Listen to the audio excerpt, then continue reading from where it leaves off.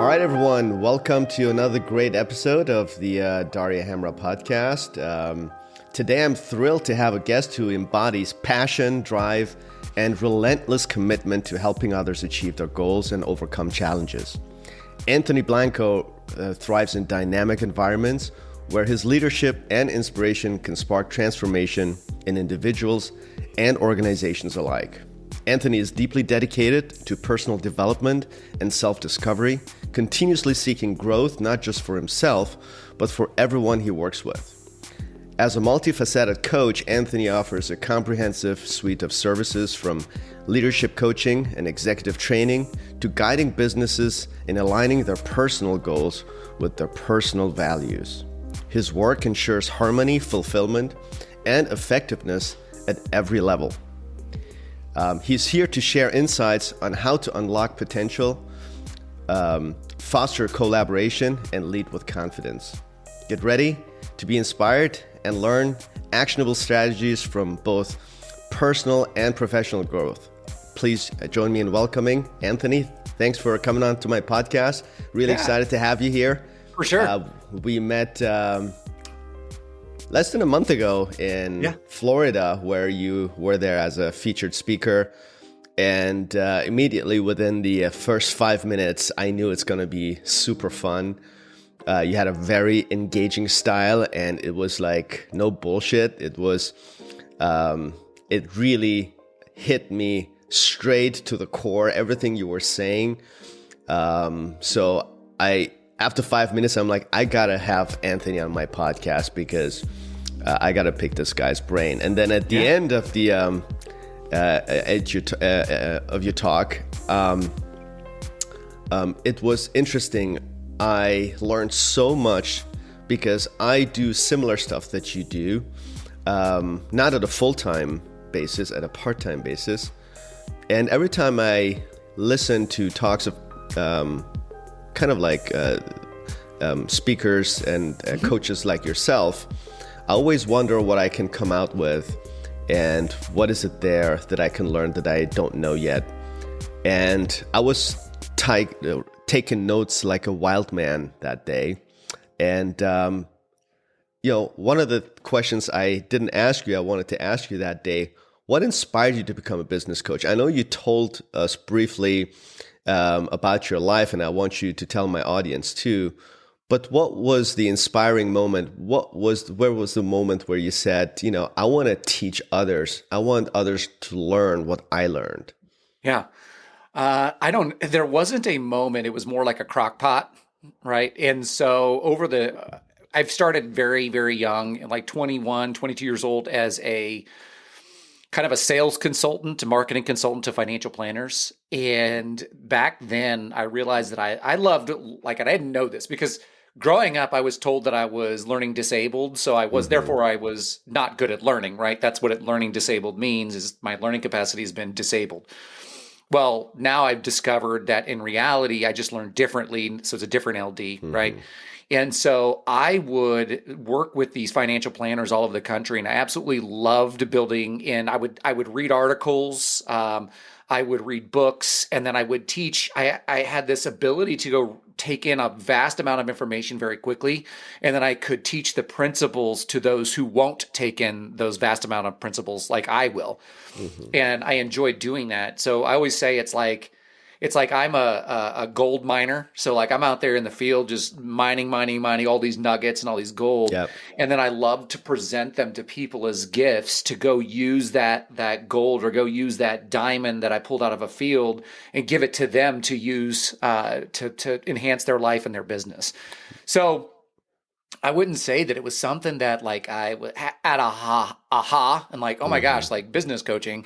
It was, I loved learning, and the things that I liked learning about helped people in the business world, both personally and professionally. Does that make sense? Yes. But my question was there like a pivotal moment? I know a lot of times we involve in what we do, and whether it is that we read an inspiring book or we go to an inspiring talk. But was there a pivotal moment where you said, I want to do this as a career? Okay, Okay, I would say if there has to be a pivotal moment, it was the pivotal moment of somebody telling me that you are so good at this. And I'm like, I don't want to do this Mm, type of thing. It's too easy. And they're like, no, it's not easy.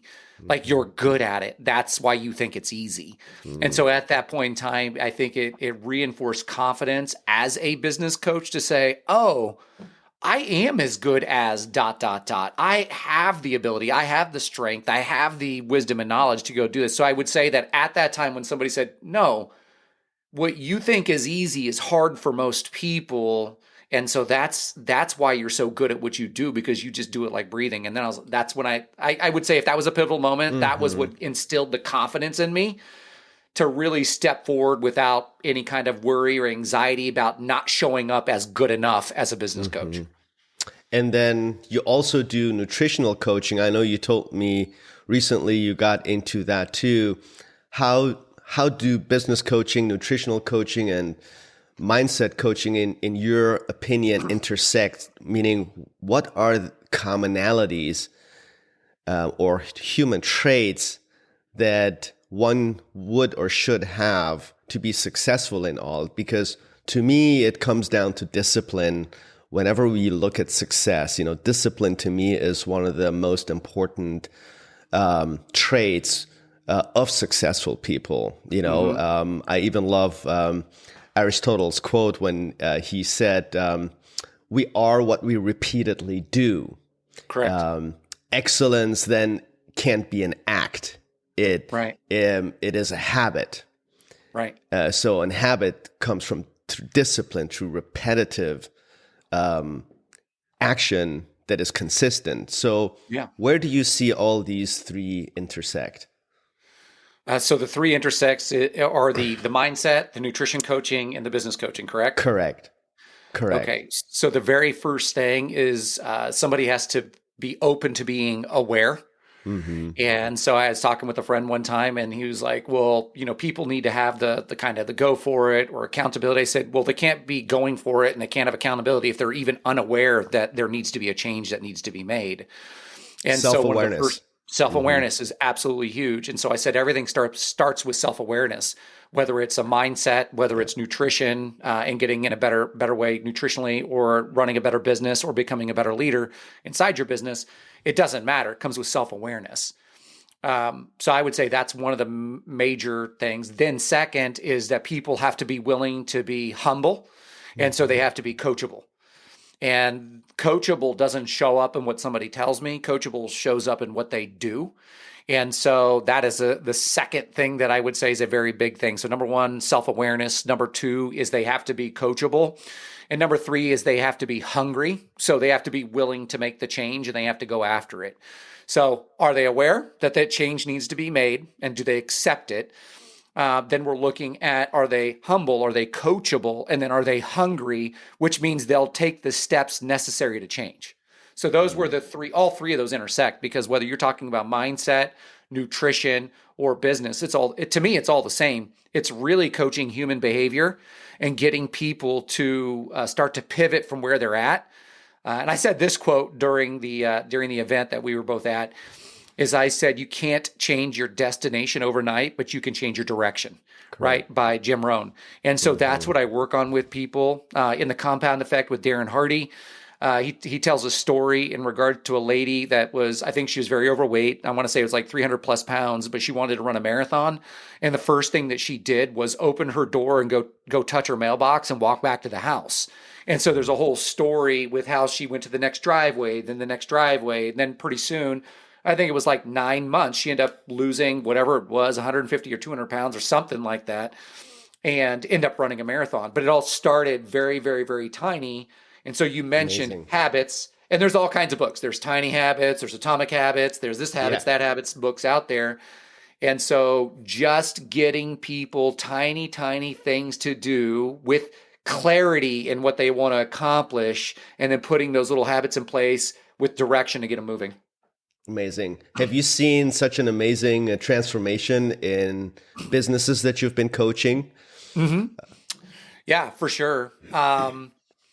I have a friend. So pretty much all the clients that I end up working with for a long period of time. This guy I worked with for 6 years, became very close. Still visit him often. Still talk to him often. And but working with him he is a avid entrepreneur. He's a beautiful soul, an awesome guy. So is his wife. They're both co-doctors in their practices.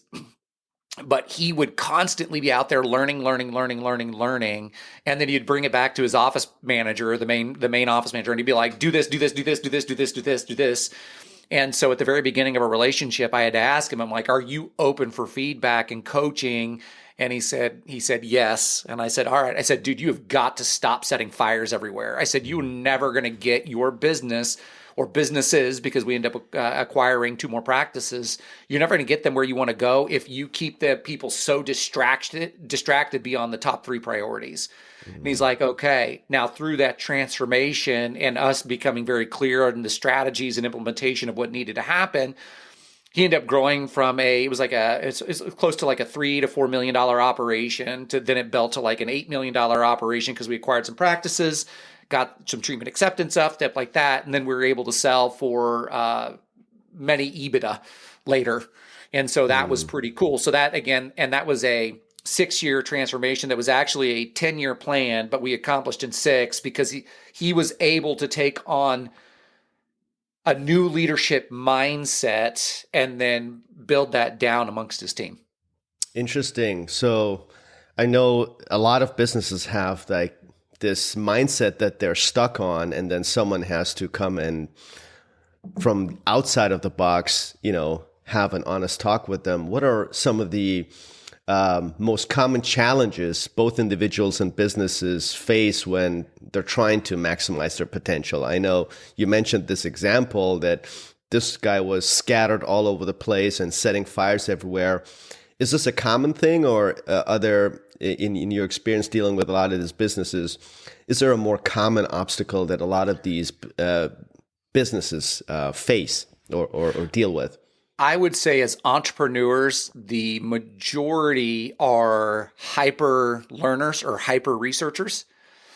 And so they're so passionate about what they do. They learn at night, they learn on weekends, they read books, they go read articles, YouTubes, because they're passionate about what they're doing. And so they're trying to go. So one of the biggest obstacles is them getting out of their own way and understanding that the other people in their office are not entrepreneurs. They are the implementers of the strategies of the entrepreneur. And what ends up happening is they overwhelm them, right? It's like, as I originally said. So usually I have to talk with the leader about getting out of their own way and teach them a way of saying all the learning and all the stuff you're doing isn't wrong. That's not wrong. You should be constantly pursuing better ways to do things. And so giving them an outlet to say, "Hey, listen, put together a Google Doc," and I call it a learning journal. And you just go through and you put all these topics that you're learning with links and all that kind of stuff. And then in October, you go through and revisit all these with your leadership and see which ones by ranking you want to implement for the next year. So you're recommending more of a strategic one-by-one implementation as opposed to a, shotgun approach and implementing all the good things that you learn. Because the reason why I'm asking this question, a lot of times, a lot of these different things we learn, they're related in one or the other way. You can't do one without the other, and so forth. And a lot of people, including myself, initially when you learn a lot, the challenge is to kind of put everything together and in a strategy, and then take action and implement them. And if the strategy is wrong, then the implementation will at some point come to a halt, or actually work out as a disadvantage and could actually even hurt your business. And it's hard because no one other than you knows what direction you want to take your business or what you're passionate about. How do you get into your customer's head? Do you have like conversations? Because to me, it's a very individual thing. How do you align the strategy with the personality of the business owner and with what the business owner actually wants? How do you align these two things? Sure. So what I make sure to do first is I have to find clarity. So the business owner has to find clarity. Absolutely. And so like when I'm working with a business owner, usually when I very start working with somebody, usually it's like a full day process where I'm either in their office. I don't like doing Zoom. So usually if I have to go fly out to see somebody, I will. Zooms, they Mm-hmm. exhaust me. Mm-hmm. People empower me and get me excited. Mm-hmm. And so like I'll be on site and then going through essentially the clarity equation. And so I ask them a ton of questions about what they want personally, right? So business isn't life. Business is to help us get what we most desire in life. And so I need to know what they want personally. What does their life look like? What does their time off look like? And so I'll ask 1,000 questions Mm-hmm. and really, really deep dive into that. And then I say, okay, so what does the business look like that serves that lifestyle? And then we go and we build that business that looks like that. Now I have if you will, an avatar of an ideal business and personal life that I can hold them accountable. And so every time you're making a strategic decision with something, you say, does this build or bust this ultimate goal? And there's always going to be variations from like 1 to 10. So somebody might come and say, well, I've got this thing that I learned that I want to implement. Okay, well, let's talk about that. As is on a scale from 1 to 10, does the needle move at a level 3 or does the needle move at a level 7 or a level 10? Well, it's probably a level 3. Okay, well, let's move to the next idea that you have. And then we rank everything that way against clarity for their personal and professional life to live that life. Does that make sense? Absolutely. That's exactly 100% answer my question, because that's one of the things I wish I had known you 10 years ago, but it took me literally 10 years to just figure that out. Had I known that there are coaches like you out there, it would have taken me much less time, aggravation, and probably changed my life in the past 10 years. But that's exactly what I did with myself. One day I sat down and asked myself, what is it that I want from my life? I asked that question before I started structuring my business. Right. Because at the end of the day, I asked myself, why do I go to work? Well, the first question is, I love what I do, but at the same time, I love life too, which is my family, which is things that I love doing besides the business, hobbies that I have, from traveling, from sports to arts, from just hanging out with people that I care about, and spending time with people I care about, all of those things that you need as a human. As much as you love what you do, as much as you love your work, we are multifaceted people. We need different things in life, and right. Other people need us too. And it's a game of give and take. And so when I asked that question, I realized what I need to be doing in my business. Right. And now not only I'm thriving, but even my business is thriving as a result of me thriving. It was almost like it opened my eyes to all the stuff that I'd been missing, yes, in my personal life, but more importantly, even in my business. I started even noticing the people in my business differently. I started caring more about them. They weren't just pieces, they were actually human beings, and my relationship changed with my staff. So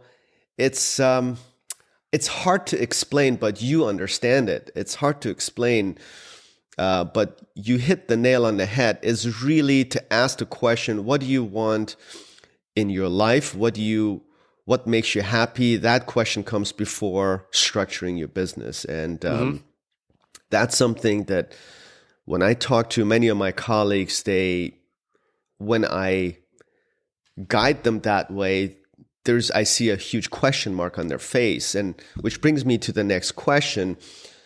You consult many businesses. Now, as human beings, different things are important to us, meaning a lot of people are in business, look as a business means to an end, meaning making money.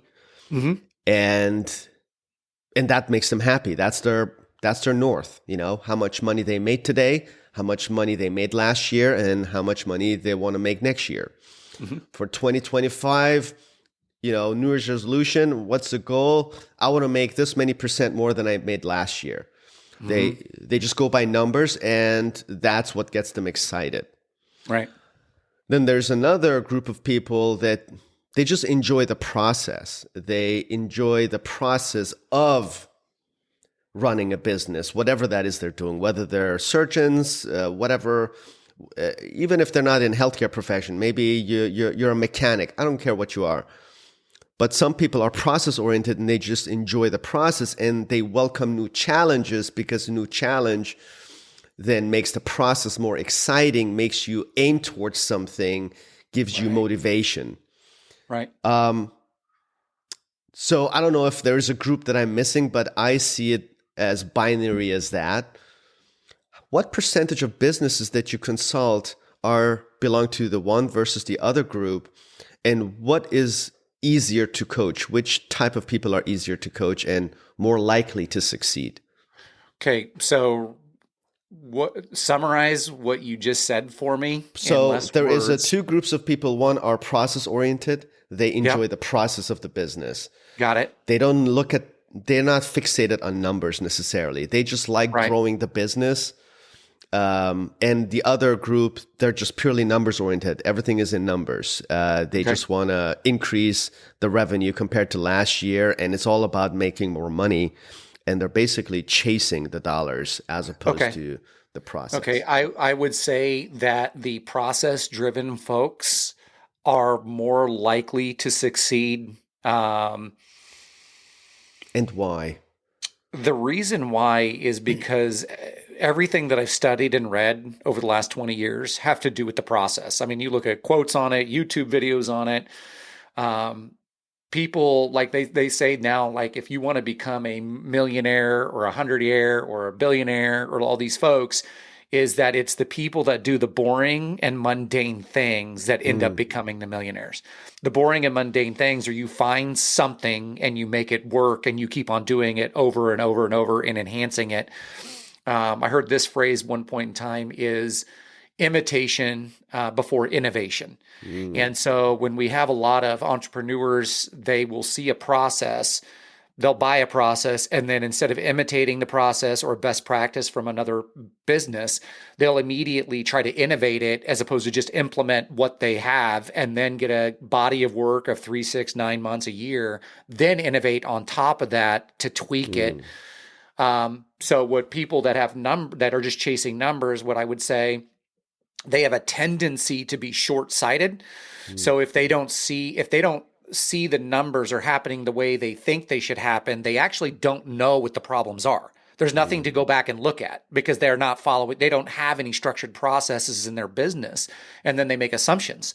I mean, I've had somebody make an assumption before where they're talking to me about marketing, and they're like, I'm not getting a return on investment on this. And I'm like, well, what is your tracking? Oh, well, it's just a gut feeling. I said, so you're not tracking it. There's no spreadsheet. And they're like, no. I said, so let me call the company and I'll figure out through business coach mindset.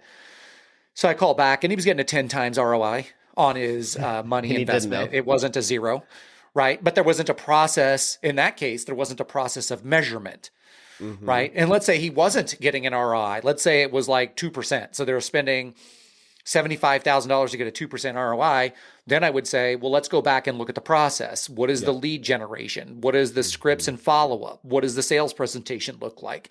What does the close look like? What does the financing look like?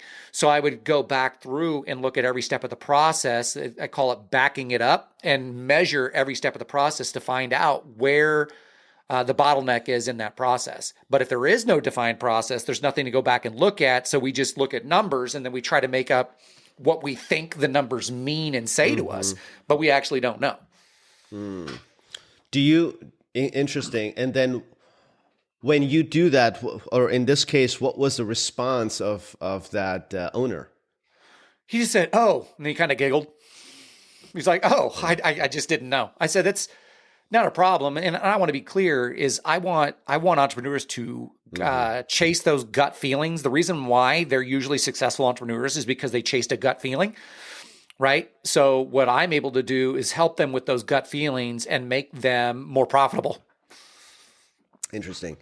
Now, how do you, talking about scale and growth, what are the key elements that make a business scalable and successful to you? What pieces does a business need per se to make it scalable and successful? You mentioned the example of the owner who bought multiple practices and then sold at multiple EBITDA.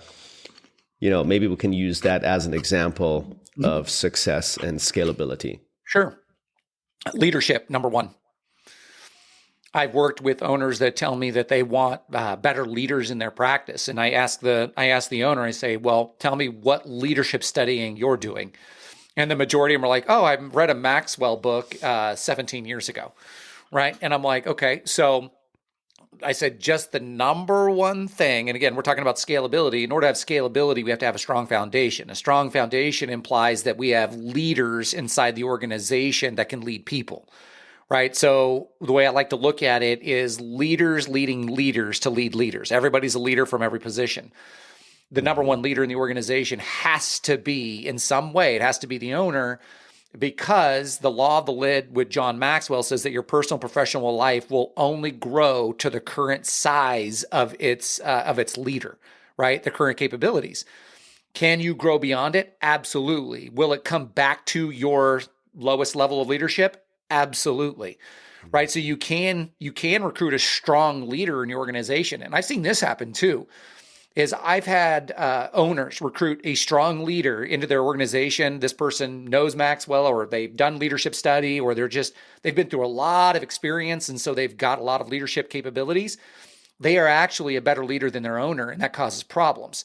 So what ends up happening is that when the leader in the organization becomes the person that everybody goes to, the one that everybody listens to, what ends up happening is that leader tends to feel like they're capable of more, and they may need to go spread their wings somewhere else.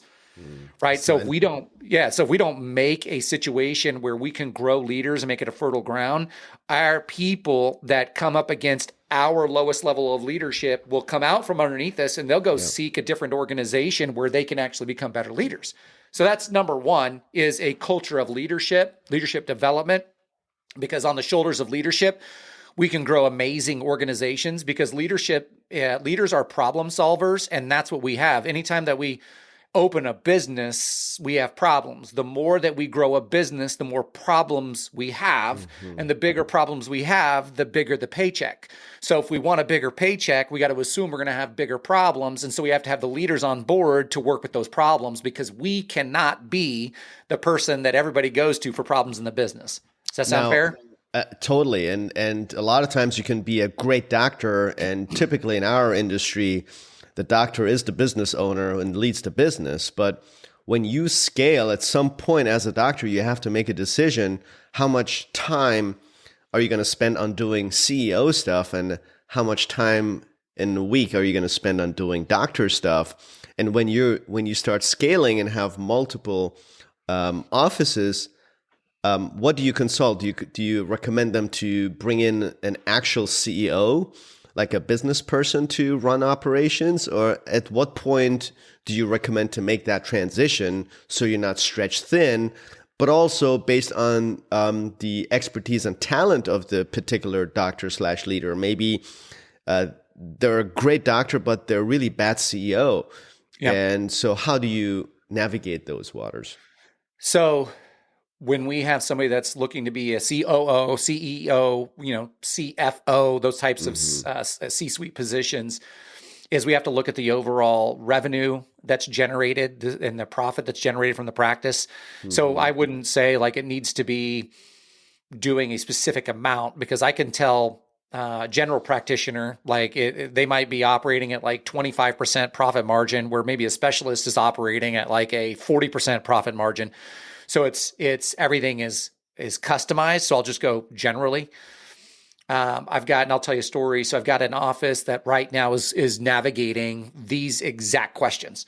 And so when I first started working with them, they were doing $250 per month in production. Now they're knocking at the door of $500 per month, and that's just about a year later. We've acquired another office. We had another office that they already had, but it was kind of dormant until we could find the right associates to go in there. We've acquired another office that'll be up and running by July. And then we're looking at creative strategic partners and purchasing other offices. Once we get to a critical mass, probably about with this organization, with the revenue, profit, and the way we're looking to build, we'll probably have that gal as COO. Probably, I would guess by the end of the year, if everything ends up happening the way it needs to happen, because by then we might have probably close to 5 practices. So we'll have five practice managers inside those practices that somebody will need to lead those people and not be managing the day-to-day of a practice. Yeah, that's exactly my question. Talking about leadership, I listen to a lot of Simon Sinek, and I love how he looks at things. And one of his quotes on leadership says, leadership is not about being in charge. It's about taking care of those in your charge. Yeah. What do you think he means by that? Well, the word that I said earlier is they have to manage those people. And what I really mean is they have to lead those people. So management went out. Maxwell says management went out in the 80s because managers manage systems and processes, leaders lead people, right? And so when he talks about leading the people in your charge, that is building into them. And when we follow the model of servant-based leadership, is our job as the number one leader in an organization is to be the biggest problem solver, to allow our soldiers, our army, our leaders to get their jobs done in the highest capacity. And to that point, I like that chart you draw on a whiteboard in that meeting where you talked about victors and victims. Oh, when it comes to staff. Can you talk a little bit about that? Because that's one of the most common challenges when you're trying to find your leaders within your organization or help them succeed. You will find two different people. You find the victors and the victims. And I can tell you from personal experience, most are victims. They are hidden victors, but you have to coach them to get there. You have to help them to realize that they can do much more than they think they can. You have to empower them. And I do that, but some are just not, they just don't want to be leaders. They don't want to be empowered, and they always complain. They always have a problem for a solution as opposed to a solution for every problem. Can you talk a little bit about that? Because to me, that's one of the key factors of a successful practice. To me, a successful practice or business starts and ends with your people. Yeah. So it is a concept I learned a long time ago, but it actually fits perfectly into the model of high road leadership and low road leadership.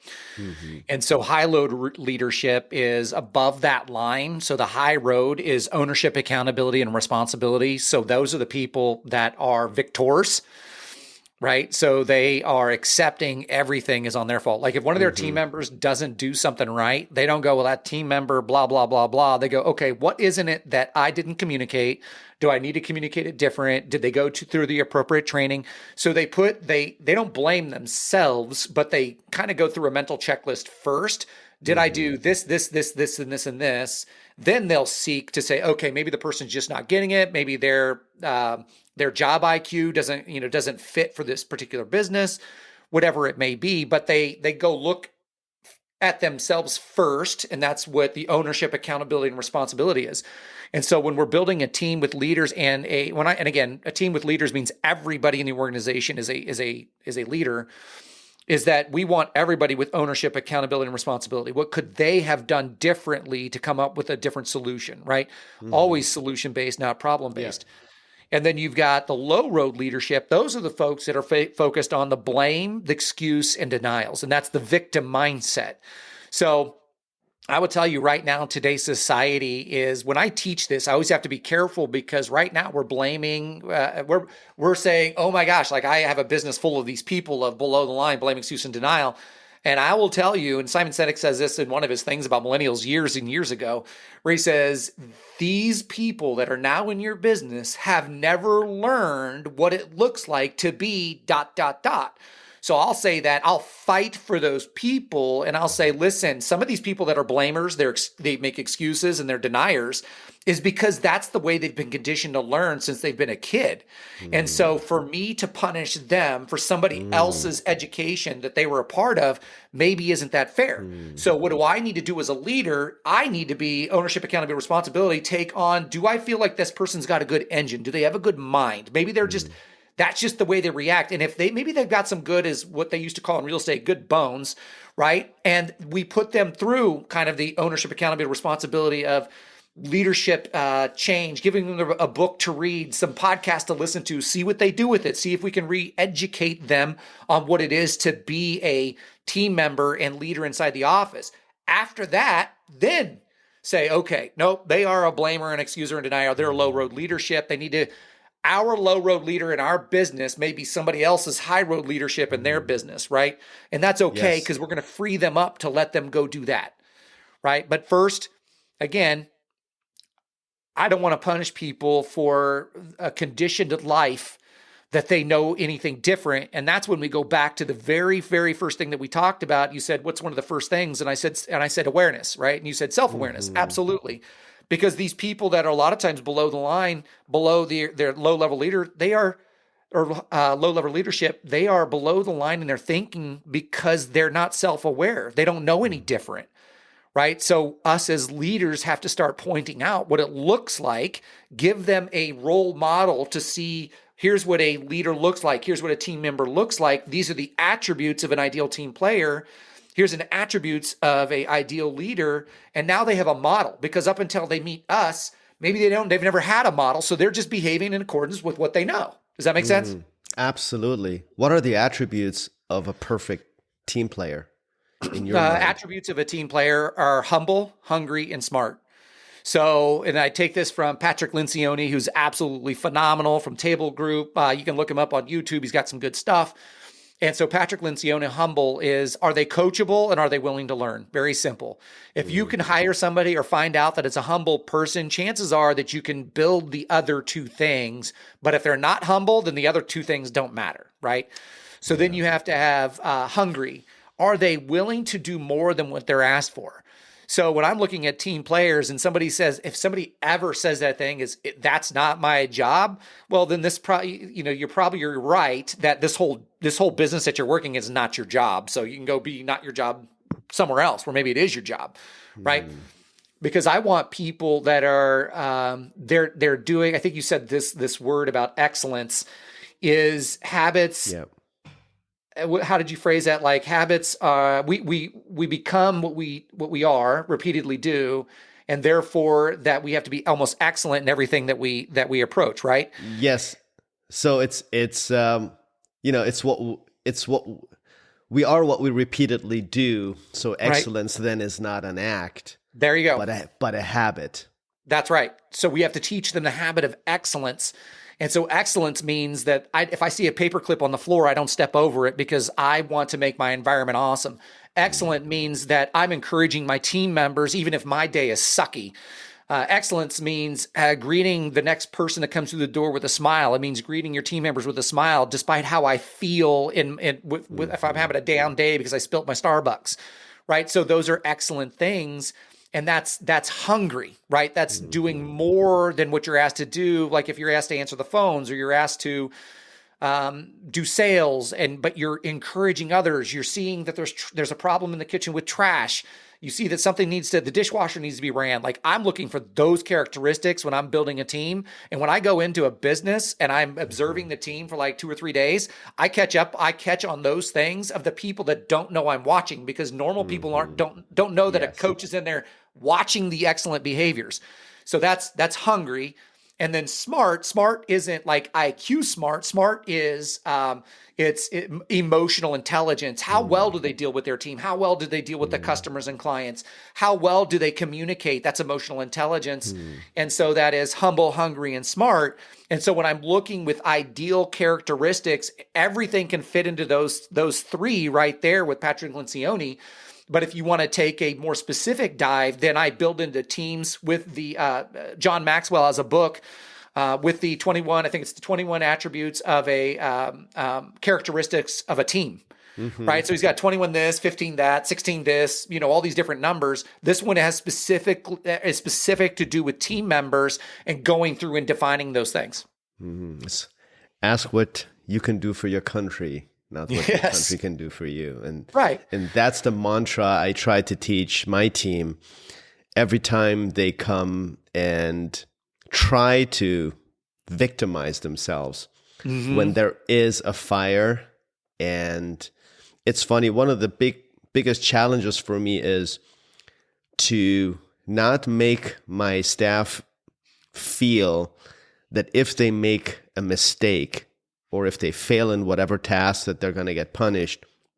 Because what it does, it wires them to not do anything because of fear of failure. So almost like deers in the headlight when there is a challenge or there is a problem that they need to be solving, which I know they could easily solve if they just put their mind to it. Right. But because they're so afraid to make a mistake, they come to me and says, hey, what do you want me to do here? Right. And usually I look at them and say, well, what would you do in a case like that? And then I realize they haven't even thought about it because they didn't even want to take on that responsibility because they didn't want to be blamed if it doesn't go well. Right. Right. So how do you overcome this? And I've said it repeatedly, but still they're just afraid of making mistakes and therefore they don't take action. And I would always have to ask them. And then when I ask them, then they eventually do it. And then they do it successfully, even come up with a much better idea than I would have come up with because they're in the trenches. They know the challenges much better than I do from the outside a lot of times.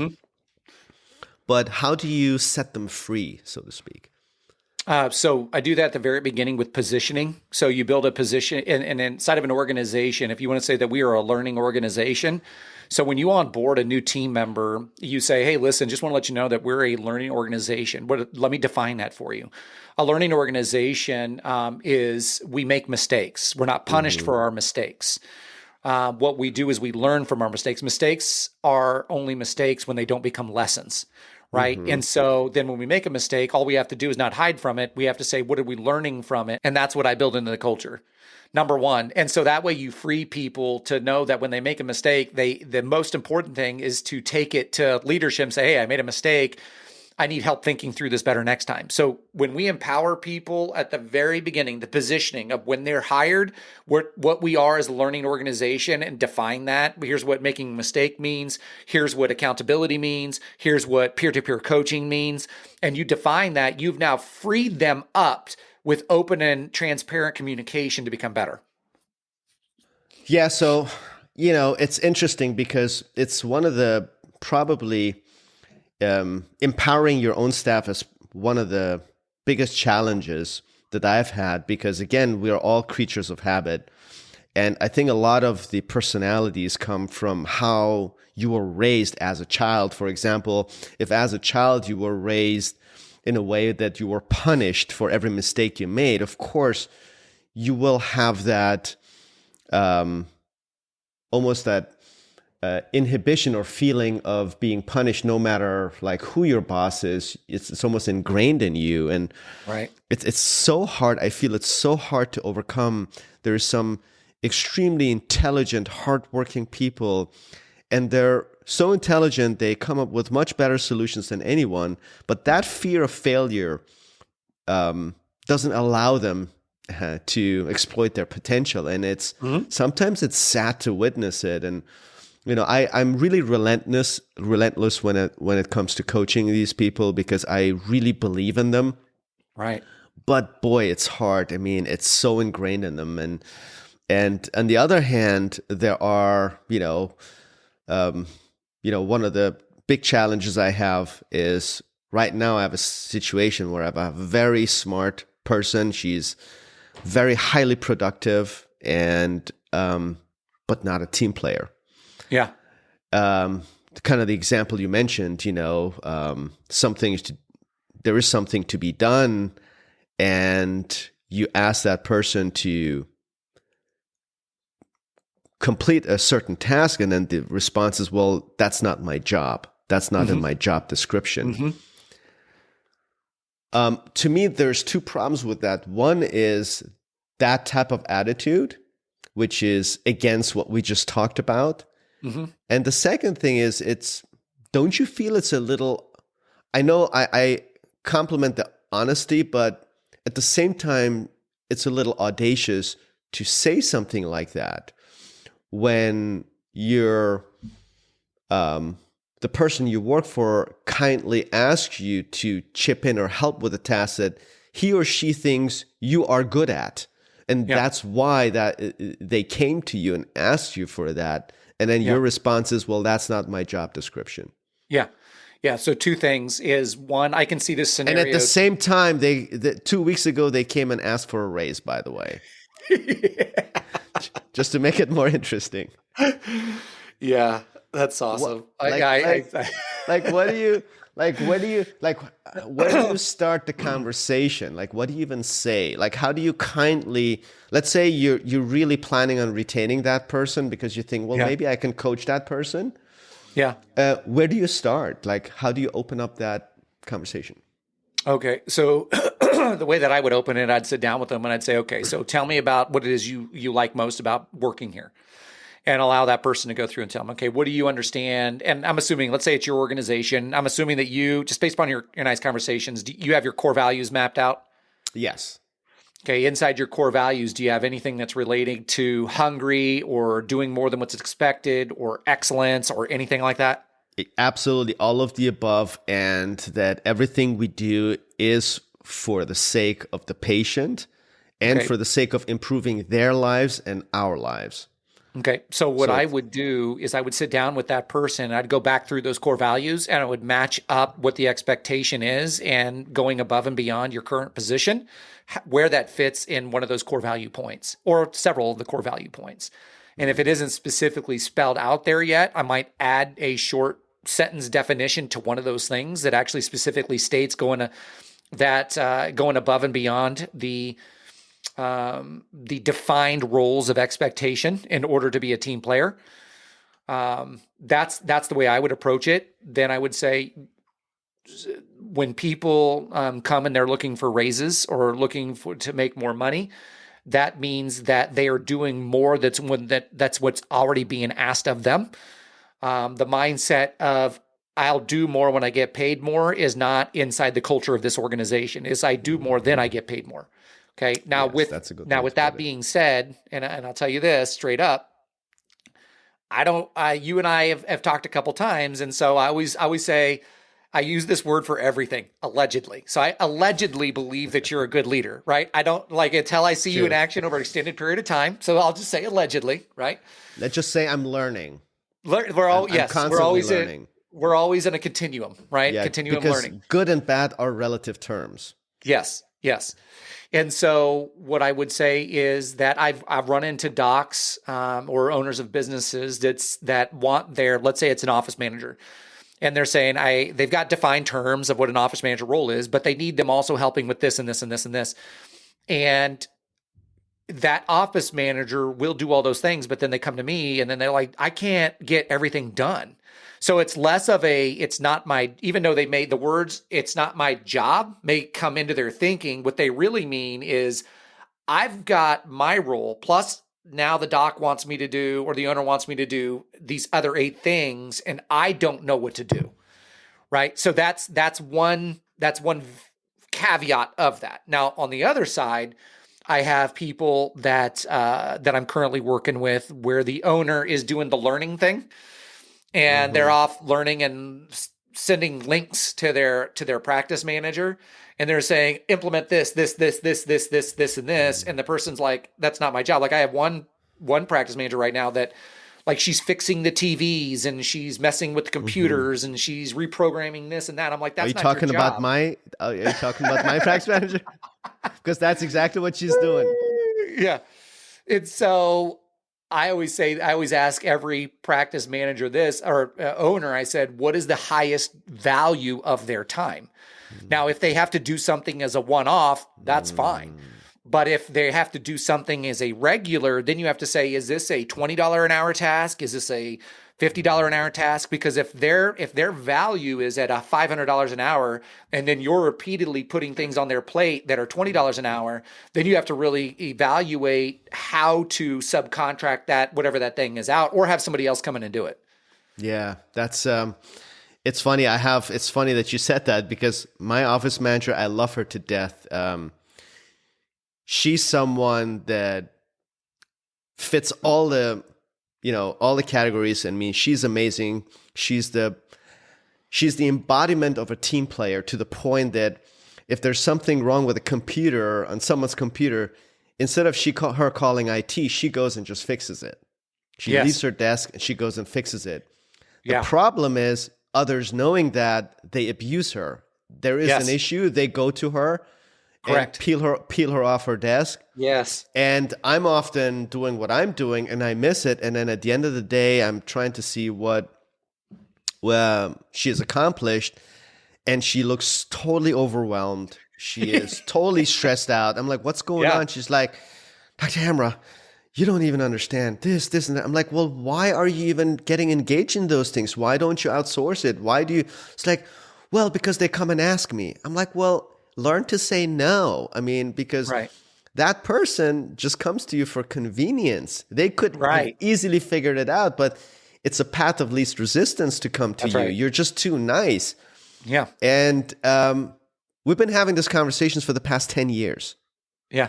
And it's not changing. Yeah. So she needs to behave. So the change comes from again, whether it's an owner or whether it's an office manager, is my questions are always the same. What is the biggest impact that you want to make in the people around you? And then they tell me, okay, what does that do for you personally? And then they define it. Okay, what does that do for you professionally? And then they define it.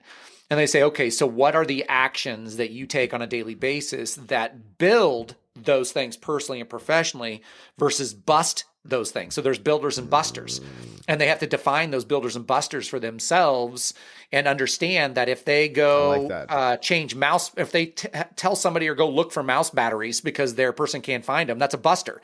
That's like a $3 an hour task, right? You need to go order some off Amazon. I don't care. Like, you shouldn't be asking me that question, right?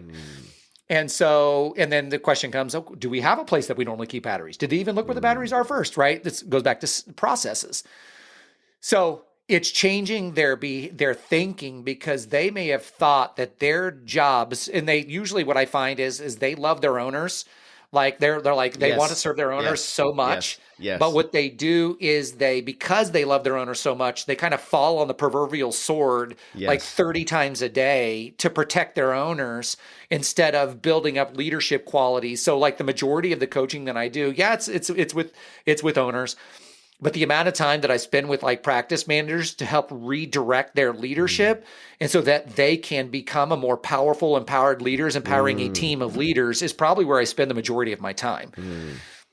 Yeah, you hit the nail on the head, and that's the problem. And I'm still working on it, but it's not easy, because she's so passionate.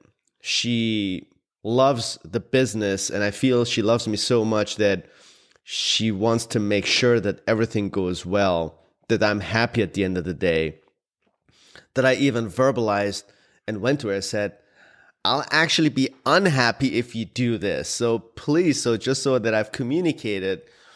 Now I'm even creating a door that doesn't have a window in her office, so then people are less inclined to come and bother her. So she can actually close it. They would actually have to call her on her phone if they wanted something, which is maybe creates another barrier, as opposed to someone just being able to walk into her office easily. So yeah, that's probably you have the ones that are on the one side of the spectrum that love you so much. They're hyper intelligent. They can fix any problem, and they're being abused. And you have others that they use their intelligence negatively, trying to constantly cut corners.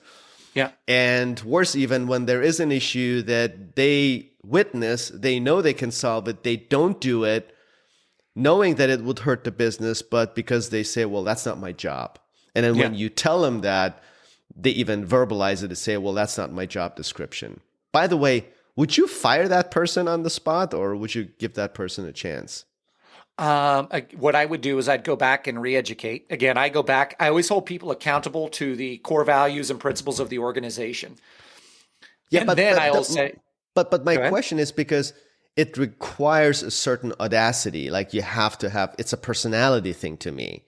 Yeah. So you can cite or quote the core values. Is that going to change the personality of that person? I mean, you could enforce something. You can enforce a law or a rule, Right. or a mission statement. But then, is it long-term sustainable if the person's personality is not wired the same way? So so what I do again, it's when I go back to the core values or virtues of a team player is I say, here's what they are. And then I say, here's because you had mentioned something just a second ago. Is you talked about their heart, right? So and I heard somebody say this one time. They said, even like laws, and they're like, you can create a regulation or a law, but you can create a regulation or a law, but it doesn't change the heart. And so it's a heart condition, not a legislative condition, right? And so, but what I do is I still go back there and I say, listen, from what I understand is even if you gave me actions that look like this, but your heart doesn't believe it, then if I'm you, I'm asking myself, is this the right organization to work with? And that's the conversation I would have with them. I would say that to them directly and say, and that's okay if it's not. That as we grow, like for different points in times in life, as we grow, we're like this. At some point in time, the organization is still heading this way, but maybe you've grown or you've learned something about yourself, and it's okay to go take advantage of another opportunity that comes your way. You don't have to stay here because it's the proverbial saying of we were good for this time period and now we've grown apart. It doesn't mean that either person's bad or either entity's bad. It just means it's no longer a fit, and that's okay. And so that's a way to have that conversation to say, so are you really where it's a condition of, okay, yeah, really my heart is I want to serve, or is it say, well, no, it's really not my job and I don't want to do it?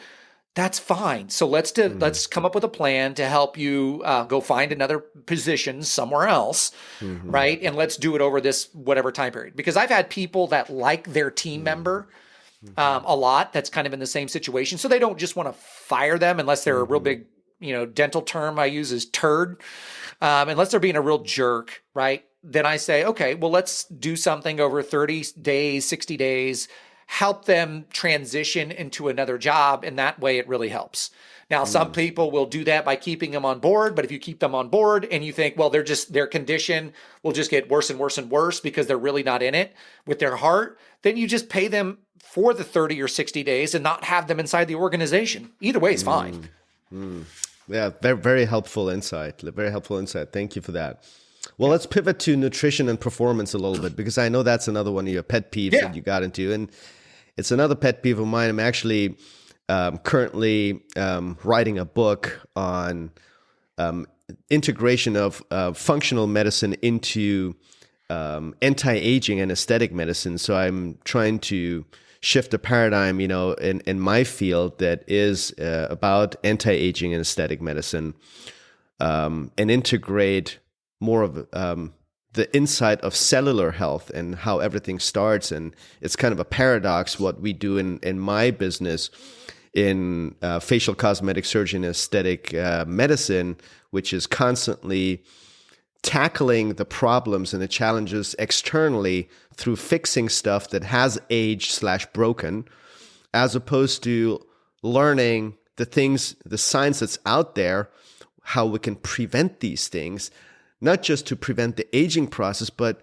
as part of getting older, which is feeling tired, having all these aches and pains and these nagging things and constantly being low energy. That stems from cellular aging. Certain genes get turned off and certain genes get turned on. And all of that has to do with our epigenetics, which is a direct result of what we do to our bodies, meaning how much we rest and sleep, what we eat and drink, our mindfulness, how we treat our mind. And, I like the quote. It says, I think probably was Jim Rohn. It says, you have one body to live in, take care of it. Yes. And so, how did you first of all get into nutrition? Did it come from personal experience? Was there like some health condition where you said, I can't take this, which was in my case. I felt I have to make a change, and none of my doctors could actually give me great advice that would move the needle to my satisfaction, to my standards. And I hold myself to very high standards and have a lot of expectations of myself. And I'm a very self-driven person, and that curiosity came from no one being able to give me an answer and proper advice. Right. What was it for you, and when did that start for you, and what are you doing now? All right. So about 14 years ago, I ended up, in high school, I was an athlete, but I had a bad back, like after high school. At the age of 26, I finally went to go get an MRI. And so I'm 46 now, but I went to go get an MRI, and the doc said that she hadn't seen a 26-year-old with a back as bad as mine. That had not been involved in an accident. So I had 3 bulging discs and 1 herniated disc at that time. But I was also 47 pounds overweight. I wasn't working out. I wasn't stretching, all that kind of stuff. Were you sedentary or what? Yeah, pretty sedentary. Pretty sedentary. Wasn't doing much of anything besides, working and watching TV, right? That's about it. So the back pain got so intense that everything was firing up around my core, my glutes, my lower back, my abdomen. I mean, just everything felt like it was on fire most of the time. Sometimes the back pain would be so intense, I'd be sweating. And that was probably like every other week. I was in such pain that I'd be sweating just sitting there or standing there. Jesus. Yeah, it was terrible. And one night I was watching P90X infomercial on TV with Tony Horton. And I told my wife, I'm like, I'm going to do that. She's like, you're not going to do that. You can't even hold your kids. At this time, my son was 3. The girls were just born. They were 6 months. So we had 3 under 3 roughly. And she said, you can't even hold your kids. You can't play with your kids. There's no way you're going to be able to do that workout program. And so I'm stubborn. And so I said, I am going to do that program. And so within 6 months, I went from, and I've kept progress pictures every year since then. Every year I take a picture on my birthday and I post it on social media to show. This was 20 years ago? Well, 20 years ago is when I started the doctor route, and I went to go see doctors, physical therapists, chiropractors, physiotherapy. When did this exercise thing start? About 14 years ago. 14 years ago. Yep. And so that's when I got on my health kick, if you want to say. So I went on to lose 47 pounds in 6 months. Went from, it was like 215 to 167 or something like that. And I was too skinny, but I had to get off the weight. But I also had felt better than I'd ever felt my entire life. I went from barely being able to walk, sit, stand, run, jog, or anything like that too long, to being able to complete P90X twice, plus incorporate the program called Insanity with this guy named Sean T, plus be able to do my first triathlon at the end of that Insanity program. During that time period is when people started asking my wife and I a ton of questions, but they were thinking that my success came from working out, when in reality, my success came from the nutrition that I changed. And so we always say it's 80% nutrition. Yes. 20% fitness, it's 80% mind, or 100% mindset, 20% nutrition, and 10% fitness, right? But people think that it's all this fitness that you got to do, but the proverbial saying is you can't outwork a bad diet. Yeah, I've had people that eat garbage and try to get better. I've had people that go back to just eating carrots and lettuce and wonder why they can't lose weight. Right. And they're always tired and have headaches. So I've had people that try to eat right, but there's so much information out there now that it becomes very overwhelming and confusing, and people don't know what to do. And you go back to self-awareness, and then you go back to creating habits. And so what my wife and I started doing is we had no intention of starting a nutrition business. That was not an intent. It's just I got healthy. My wife got healthy. My parents said, "What are you doing?" And we're like, well, here's kind of the nutrition program that we're following. We use these supplements. And so my mom's like, okay. So they got on a program. My mom went on to lose 120. My dad, 55 pounds. My sister, 12 pounds. ridiculous amount of people started asking questions. Back then, that's when we finally got on like Facebook. So people started seeing that kind of stuff. Mm-hmm. And then we ended up building a team of other coaches around the country. It ended up leading into now we currently have 7 physical locations that they front as a smoothie store. But we actually do nutrition counseling out of those smoothie stores. So we have 7 of those. We have hundreds and hundreds of I would say, clients that we touch just with Evie and I. And then our team has, I don't know what it is now. It's probably close to 1,000 clients that they touch and work with over time. And so that's how that started. And it started 14 years ago. And Amazing. It's been I always call it the accidental business blessing. Yeah. And so when I work with a personal branding coach, and she's like, you need to niche down. You need to niche down. I'm like, Danielle, I can't niche down. I said, you want me to, if you want me to just focus on business coaching, but you wouldn't actually ignore my business that I own, it makes zero sense. I can't niche down out of either thing because both things that I do. Does that make sense? Totally. And, I've gotten a lot of advice like niching down or, focusing on one thing. I think people talk from only one specific perspective. At the end of the day, I ask myself, what makes me happy? And if all 3 things make me happy, I'm going to do all 3 things and then let the chips fall. And it's a difference between chasing the money and fictitious success, which a lot of people associate success with money, how much money you make or how much you grow your business, versus doing what makes you happy and call that success, as long as you don't go broke. And so I think it's more of a lifestyle choice than anything else we do. And a lot of these business or branding advice is great, and it works for a lot of people. But to me, it goes all back to self-awareness. If you know what makes you happy, you know what gets you going, that's the right decision. And there's no one to say that you made the wrong decision. And I really commend you for that, because I think without a healthy you, without a healthy body, you can't run a successful business. And habit building comes from inside. It starts with your nutrition. It starts with yourself. I always look at successful people or people in general, and based on how they treat their own body, how they treat themselves, I can tell how successful they are and whether their success is going to be long-term sustainable or not.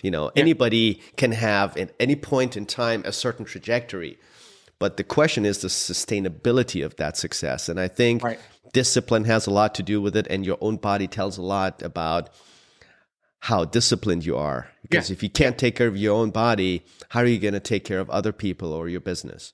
Right. I will, and I have people tell me this argument. They'll say, well, and I'm just going to use $1 million as an example. Let's say somebody says, well, I'm making $1 million a year, but let's say that they're overweight, and they're like, so I'm doing fine. Like I don't have to be very healthy. And I'll say, you're defining you're defining the dollar amount as success, but not your potential. I'm saying that if you had the nutrition and and you were more in the ideal situation, that it wouldn't be $1 million, it might be 3. 100%. Right? And that's okay. And I always tell people, that's okay. If that's the road you want to go down, I'm not here to argue with you. I don't need to argue with you. Right? I'm just saying what I know, as because of the stupid amount of things that I read, listen to, and learn, I know what the scientific facts are. If you want to go down that path and believe that, and you're good with it, I'm good with it if you're good with it. But don't come to me saying that it is your potential, because it's not. Because I know that you have more in there. And if you were more ideal with energy, ideal with body, ideal with mind, because all those things are going to work, you're going to create a more impactful production. You're going to empower more people, thereby you're going to become more profitable. Like all these things come out of a better human. Well, you just gave him a perspective he didn't have.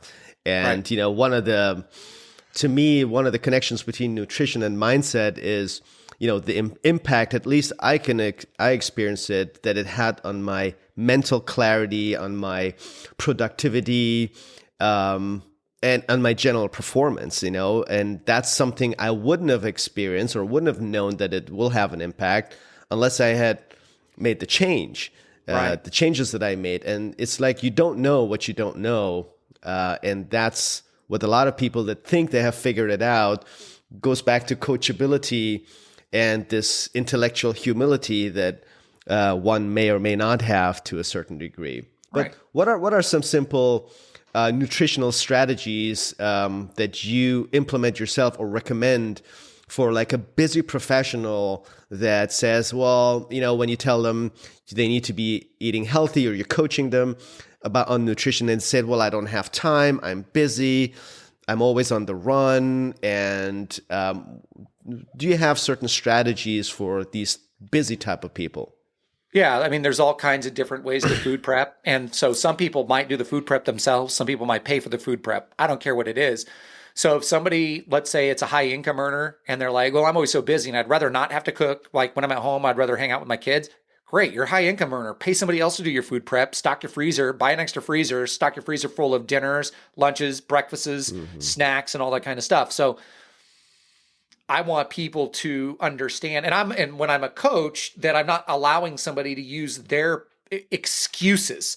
Right Yeah. now, if somebody's just pontificating to me and they're not really looking for me to provide projection of a feedback, then I won't do that. I'll just be like, Now, if they're open to feedback and they're looking for questions or they're looking for a different way to look at running a healthy, active lifestyle, then I'm going to say, okay, so tell me what your day looks like. And they say, well, I will help them with snack ideas, food ideas. I'll help the macros. Here's an easy macro plan. It's not about the carnivore diet or the lettuce diet or the eat grass diet or the dirt diet or the banana diet or any of these other crazy things out there. Keep it very simple. Here is the global nutrition philosophy. Here are the macros that you should have. It's not complicated. Either prep your meals or buy your meals with these things and just eat them at the appropriate times. Right? Always have them available. You can have them available at work. You can have them available at home. You can put them in a nice cooler that keeps them cool during the day if you're out traveling around. So whatever the excuse is just understanding what do you want more, right? So I always tell people, if you will argue for your liabilities, I'll let you have them. And yeah, I Right. mean, that's a lot of time, again, it's about excuses to justify why we can't do something. And it requires a coach like you to hold you accountable. But again, you want to ask a lot of times, people are not ready for feedback. They're not, Right. because you're telling them what they already know, what they're trying to deny. And sometimes they start fighting you. And I feel those people need a little bit of time. But yeah, hey, dude, I could talk to you for hours, and I know you got to go. We might have to do another session because Sure. there's so much insight, so much wisdom that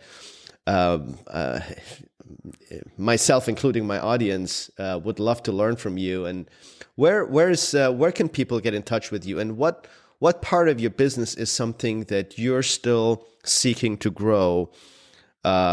Because I know we talked about it, and you decided that you told me that you have limits on the business coaching aspect, and you have other direction and focus that you're taking your business to. What's in the future for you right now? All right. So the way that I have it designed currently is I'm looking at a goal of only working with 5 clients next year in business coaching side. Right now I have 1 client that's heading into next year that I'll be working with. So I'm going to enroll 4 more people that I work with, and that's it. The majority of my time I would rather spend speaking to groups of people, whether it's docs, whether it's business owners, whether it's doing podcast or webinars and stuff like that. So that way it can be me one to many. And then what I've done is over the last year, I've built up if you will, a coaching collaborative. So that way the principles that I teach, the principles that I talk about from stage or on webinars, I have been coaching other people that are past CEOs, past practice managers, past this, past that, I've been working with them on how to coach businesses rather than just be in the business. And so now they are along with me so that I've got another alliance I just talked to last week. It's freaking phenomenal. It's so cool. I'm excited about it. You should talk to him too. After this podcast, I'll let you know his name. But he's cool. So I want to be this beacon, like Awesome. this what do you call it, lighthouse that goes out there that brings people in. And then when I'm full with my 5, I want to be able to get out anybody else that needs those services to a group of people. So that way I don't have to be all things to all people. So that's number one.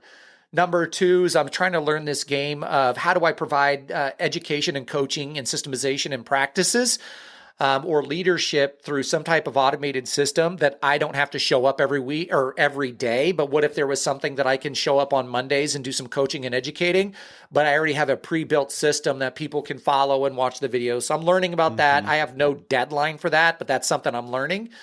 And then my nutrition business, we're looking to double that by the end of the year by systems, processes, and education and teaching. Amazing.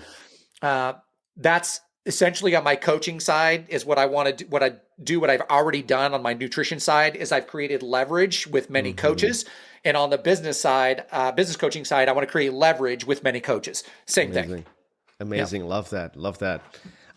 It sounds like you're just getting started, brother. And that's amazing. But what's the one question you wish more people would ask you that they don't ask you? Is there any particular question that you're always waiting for people to ask you and they don't ask that enough? If this was them asking me, I would ask that, have them ask this. If you were completely transparent with me and you shared everything with me without filtering it, but just sharing the truth with me, what would it be? That would be the question that they would ask me. And what's the answer? Well, the answer would be whatever it is that I observe in their mannerisms. So it might be you're too controlling, and this might be da da da da da, or you da da da, or you. I mean, it would be a number of things. It could be controlling, it could be not focused enough on goals, it could be you're not focused enough on leadership in the organization. I mean, it could be a number of things, but I cannot answer that until somebody asks me. But I would have to have observation of that business owner. But I wish they would just ask that, because otherwise I'm trying to find creative ways to get them to have a self-actualization and a realization. But that could take 6 months. But if they just ask me that question and say, hey, just give it to me, then we can cut it down to 1 day. Amazing. Thank you, Anthony. Great insight. And what's the best way for someone to get in touch with you if they want to learn more from you and about you? Sure. So 2 things. One is anthonyblanco.com. Just go there. Super simple. Anthony Blanco, ANTHONY, BLANCO.com, which if you want to put that in the show notes, because I think I'd send it over to you in an email. Yeah. Yes, so just go to that website. I have a form there that people could fill out. You could also text me at 785-554-8626. You also have that number. So people can reach out, and if they want to do a 30-minute conversation just to ask me questions, say, I don't know what it would look like to work with somebody like you. Or I've had people say this, I've worked with so many consultants, what makes you different, right? That's probably one of the best questions I love answering. And so I go through those types of questions with people over the phone. So more or less we can interview each other, because it's got to be a good fit both ways. I've got to be a good fit for the organization, and they've got to be a good fit for me. Thank you. Thank you, everyone. This was Anthony Blanco, business coach, personal coach, nutritional coach, and great human being. And I'm lucky that we have met. Yes, sir. And it's rare to meet people like yourself. And it's always exciting for me. I hope everyone enjoyed this conversation as much as I have. And please don't forget to leave us a review on Apple iTunes, and any questions or comments on Spotify. And happy holidays and a happy new year. And until next time, bye-bye. All right, bye.